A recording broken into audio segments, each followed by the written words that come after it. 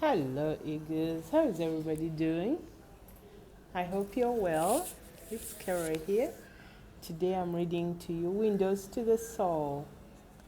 Some are round, some are oval, some brown, blue, black, green, yellow, and all colors in between as a lace to the window of the soul.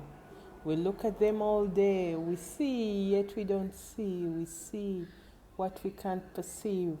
In moments of bliss, we catch a glimpse of the soul's expression all through the eyes. The eyes, a window to the soul.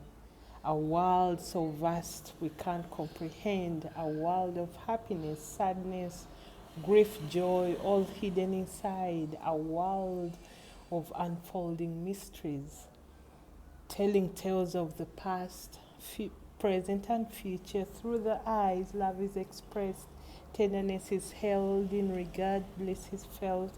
The soul is home to stay. Windows to the soul. This was about the eyes.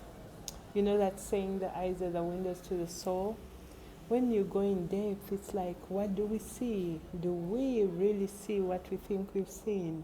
Or are we perceiving? There's so much depth in the eyes that sometimes you wonder, and the curiosity to see if you see anything in one's eyes. You know what really made me write this thing about the eyes? When the pandemic had just started and we were wearing masks, most of us had only eyes that you could actually communicate with someone or something. But the level of sadness and non-communication in the eyes was profound.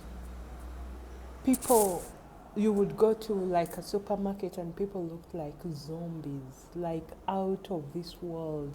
Their eyes had never learned to communicate or to speak. They used everything else, but they forgot their eyes. I guess that's why I like to say, let your eyes smile at all times, because they are the windows to the soul. They are what will show us what's inside, you know? Yeah. Anyway, that's how this poem came about. But use your eyes as a way to express other things, not only talking, but those non-verbal cues can be expressed through the eyes.